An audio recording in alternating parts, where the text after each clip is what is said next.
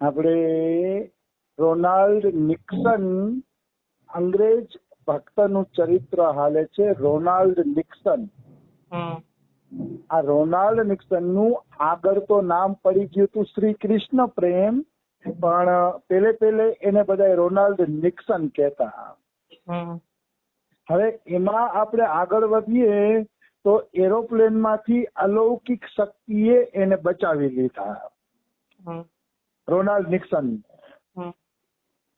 હવે એ બચી ગયા રોનાલ્ડ નિક્સન. પછી શું થયું? એને તરત જ એરફોર્સ માંથી રાજીનામું આપી દીધું, કારણ કે એને ભારત આવવું હતું કે ભારત હું આધ્યાત્મિક ખોજ કરું કે એવી કઈ દિવ્ય શક્તિ છે કે જેણે મારા પ્રાણની રક્ષા કરી. એટલે એને રાજીનામું આપ્યું. પણ તરત ભારત કેવી રીતે આવવું? કોઈ પગથિયું હોય, કોઈ જાણકાર હોય, કોઈ એવો હોય તો આવી શકાય, નકર તરત ને તરત કેવી રીતે આવી શકાય? એટલે એને ભારત આવવું હતું પણ કોઈ યોગ બન્યો નહીં. એટલે એ પોતે કેમ્બ્રિજ વિશ્વવિદ્યાલયમાંથી ધર્મ ગ્રંથોનો અભ્યાસ કરવા માંડ્યા. ધર્મ ગ્રંથોનો એનો અભ્યાસ ચાલુ થઈ ગયો. તો ધર્મ ગ્રંથોનો અભ્યાસ કર્યો પણ એને કાંઈ છે ને આમ તૃપ્તિ ન થઈ. ગ્રંથો વાંચ્યા પણ કોઈ પણ પ્રકારની એને તૃપ્તિ થતી નથી. ત્યાં એના ઉપર ભગવાનની કૃપા થઈ. ભગવાન જયારે કૃપા કરે ને ત્યારે જીવને ધીરે ધીરે ધીરે જે રસ્તે લઈ જવો હોય છે ને એ રસ્તે લઈ જાય છે. કૃપા કરીને જરૂર ભગવાન એ રસ્તે લઈ જાય છે, એમાં કોઈ એટલે કોઈ શંકા નથી. બસ જીવને ખાલી છે ને વાટ જોવાની રહે છે એની કૃપાની. પછી એની કૃપા ધીરે ધીરે જીવને ભગવાન તરફ આગળ વધારે છે. જેવી રીતે આને ખાલી ભક્તિ કરવાની ઈચ્છા જ આવી ગઈ હતી, એને જવાબ મેળવવો હતો કે કઈ શક્તિએ મારી રક્ષા કરી, એવો એક ભાવ જાગ્યો હતો. અને વ્યવસ્થા હવે ભગવાન બનાવશે. વ્યવસ્થા એવી બનાવે છે કે લખનઉ વિશ્વવિદ્યાલયના વાઇસ ચાન્સેલર હતા જ્ઞાનેન્દ્રનાથ ચક્રવર્તી. એ જ્ઞાનેન્દ્રનાથ ચક્રવર્તી ને પોતાના કોલેજમાં એક અંગ્રેજી શિક્ષક જોતા હતા કે એક અંગ્રેજી શિક્ષક મળે. તો ઈ ઇંગ્લેન્ડ આવ્યા હતા અંગ્રેજી શિક્ષક ને ગોતવા માટે. તો એને આ રોનાલ્ડ નિક્સન મળી ગયા. એને ઈ અંગ્રેજી શિક્ષક તરીકે રોનાલ્ડ નિક્સન મળી ગયા. કારણ કે રોનાલ્ડ નિક્સન ભારત આવવા માંગતા હતા, નોકરી કરવા માંગતા હતા, પ્લસ ભારતની સંસ્કૃતિમાં એને રુચિ પણ હતી. એટલે જ્ઞાનેન્દ્રનાથ ચક્રવર્તીને બધી રીતે આ વ્યક્તિ યોગ્ય લાગ્યા કે રોનાલ્ડ નિક્સનને ભારત લઈ જાય શિક્ષક તરીકે. પછી રોનાલ્ડ નિક્સનને ભારત લઈ ગયા અને એને શિક્ષક તરીકે નોકરી આપી. ચક્રવર્તી મહાશયે શિક્ષકની નોકરી એને અપાવી દીધી. એટલે એ નોકરી કરવા માંડ્યા અને ભારતના પેલા તો એને બૌદ્ધ ધર્મના ગ્રંથોનો અભ્યાસ કર્યો કે બૌદ્ધ ધર્મના ગ્રંથોનો હું અભ્યાસ કરું. એવો એને અભ્યાસ ચાલુ કર્યો. પણ એમાં એને તૃપ્તિ ન મળી. એમાં જ્ઞાનેન્દ્રનાથ ચક્રવર્તીના પત્ની હતા મણિકા દેવી. એ મણિકા દેવી પણ એક સુશિક્ષિત મહિલા હતા, ભણેલા ગણેલા મહિલા હતા, અલ્ટ્રા મોડર્ન મહિલા હતા. પણ અંદરથી એ ભારતીય સંસ્કૃતિ પ્રત્યે વફાદાર હતા અને ભગવાન શ્રી કૃષ્ણના ભક્ત હતા. પણ કોઈને ખબર નહોતી કે આટલા બધા ઊંડા ભગવાન કૃષ્ણના ભક્ત છે. તો એ મણિકા દેવી જે છે એ મણિકા દેવી રોનાલ્ડ નિક્સનને ગોપાલ કહીને બોલાવતા. કારણ કે રોનાલ્ડ નિક્સન એના ઘરમાં રહેતા હતા. રોનાલ્ડ નિક્સન ભારત આવ્યા હતા પણ કોઈને ઓળખતા નહોતા. એટલે મણિકા દેવીના જ ઘરમાં રહેતા હતા. એટલે મણિકા દેવી એને પ્રેમથી ગોપાલ કહીને બોલાવતા અને રોનાલ્ડ નિક્સન મણિકા દેવીને મા કહીને બોલાવતા હતા. આવી રીતે બે વચારે મા દીકરાનો સંબંધ સ્થાપિત થઈ ગયો. પરંતુ મા દીકરાનો સંબંધ સ્થાપિત થવા છતાં પણ રોનાલ્ડ નિક્સનને એ નહોતી ખબર કે મારી મા મણિકા દેવી આધ્યાત્મિક ભૂમિકામાં એક ઊંચી સ્થિતિએ પહોંચી ગયા છે. આધ્યાત્મિક ભૂમિકાની અંદર એ બહુ ઊંચી સ્થિતિ પ્રાપ્ત કરી લીધી છે એવી હજી એને ખબર નહોતી. એ યોગ ભગવાન ગોઠવાવે. પેલા ભગવાન ભક્તોનો સંગ કરાવે છે અને પછી ધીરે ધીરે ધીરે ધીરે યોગ ગોઠવાવે છે. ધીરે ધીરે આધ્યાત્મિક જગતમાં ભગવાન પ્રવેશ આપે છે. આ કઈ એક દીના ખેલ નથી કે આજે ભગવાનનું નામ લીધું ને કાલે ભગવાન હાજર થઈ ગયા. એક દીના આ ખેલ નથી. આ તો લાંબો પીરિયડ છે. લાંબુ ભણવાનું હોય છે. આમાં ભજન કરતા કરતા કરતા એની કૃપા થાય ત્યારે દર્શન થાય છે. નહીતર તો જન્મો જન્મ નીકળી જાય છે.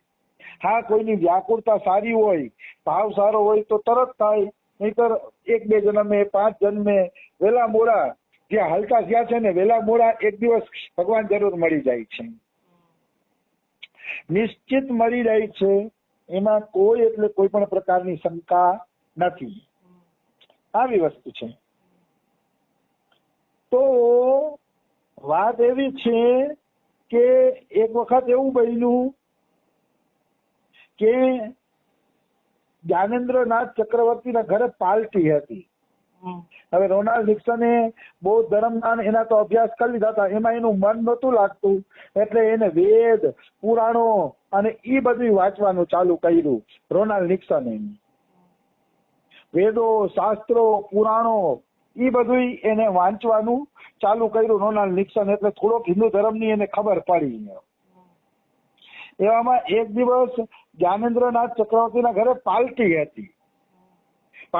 તો મણિકા દેવી કૃષ્ણ ભક્ત હતા, પણ બારે કોઈને દેખાડો નહોતા કે હું કૃષ્ણ ભક્ત છું એમ. બારે તો એ સિગરેટ પીતા, સિગરેટના ધુવાણા ઉડાડતા, કંઈક વિસ્કીનો ઘૂંટડો ભરી લેતા અને મેકઅપ પણ બહુ સરસ મજાનો કરતા. પોતાના શરીર ઉપર મેકઅપ પણ કરીને રાખતા મણિકા દેવી. તો આ એક ભક્તિની રીત છે કે અંદરથી ભગવાન સાથે પ્રેમનો સંબંધ રાખવો અને બારેથી જગત પાસે નાટક કરવું. મને ગમ્યું મણિકા દેવીનું. બારેથી નાટક કરી દેવું સારું. જગતને દેખાડવું જોઈએ કે આપણી અંદર શું ભક્તિ પડેલી છે. કારણ કે જગત પચાવી શકતું નથી અને ખબર પડે તો મજાક કરે કે લ્યો બહુ મોટા ભગત થઈ ગયા છે. એના કરતા દબાવીને રાખો. જેની સામે ભગવાનને પ્રગટ કરવું છે, ભગવાન આપને આપ એની સામે તમારી ભક્તિ પ્રગટ કરી જ દેશે. નિશ્ચિત ભક્તિ પ્રગટ કરી દેશે. એમાં કોઈ પણ પ્રકારની શંકા નથી. આવી વસ્તુ છે. એટલે મણિકા દેવી પોતાની ભક્તિને છે ને ગુપ્ત રાખતા, અતિશય ગુપ્ત રાખતા મણિકા દેવી પોતાની ભક્તિને. પણ આજે શું થયું, પાર્ટી ચાલુ હતી, પોતે સિગરેટનો ધુવાણો ઉડાડતા હતા, વિસ્કીના ચુસ્કીના ઘૂંટડા પણ ભરી લેતા હતા. ત્યાં અચાનક જ એને કંઈક થવા માંડ્યું, ધ્રુજારી આવવા માંડી. એટલે એ તરત જ ઉપરના રૂમ તરફ ભાગ્યા. એટલે રોનાલ્ડ નિક્સને જોયું કે માં ઘણીવાર પાર્ટીમાંથી ઉપર ભાગી જાય છે. તો ઉપર ભાગી જાય છે એનું કારણ શું? રોનાલ્ડ નિક્સનના સમજમાં આવતું નહોતું કે માં ક્યારેક ક્યારેક પાર્ટી મૂકીને ઉપર શા માટે ભાગી જાય છે. આજે એને ઈચ્છા થઈ ગઈ કે હું જોઉં તો ખરા કે આટલી સરસ પાર્ટીઓ છોડીને માં ઉપર કેમ વયા જાય છે. એટલે રોનાલ્ડ નિક્સન ઉપર ગયા અને જઈને દરવાજાની તિરાડમાંથી જોયું તો માં યશોદા રડતા હોય છે.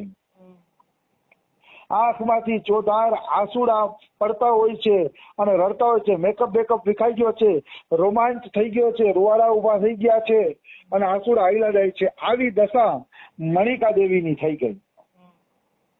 આવી દશા ભાવ વિભોર એક અવસ્થા છે.